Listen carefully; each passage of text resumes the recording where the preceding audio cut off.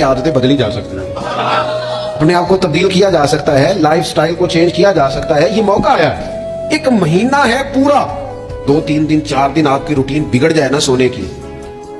यानी रूटीन से हट के आप सोना जागना शुरू कर दें तो फिर वही रूटीन बन जाती है, फिर उसी तरतीब से इंसान सारे काम करता है। तो रमजान में रूटीन चेंज होगी, सारे तहज्जुद में और सहरी में उठेंगे, तो अल्लाह करे ना ये रूटीन कायम रहे। रमजान में तो उठते थे सहरी करने के लिए, तो अल्लाह करे रूटीन बन जाए और सारा साल उठे तहज्जुद की नमाज अदा करने के लिए, अल्लाह करे रूटीन बन जाए, चीजें तब्दील हो जाएं। वो लोग जिनको डॉक्टर कह रहे थे कि दवाई भी खानी है और परहेज भी करना है, तो वो कह रहे थे जी दवाई खाना तो आसान है, परहेज करना मुश्किल है, तो बदलने लगी है ना रूटीन,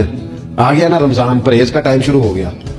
लिहाजा बेहतरीन फायदा ये होगा कि रमजान में परहेज होगी, डाइट प्लान बिल्कुल बनाया जा सकता है, उसमें चीजों को बिल्कुल मुरतब किया जा सकता है। तो रमजान शरीफ के आने से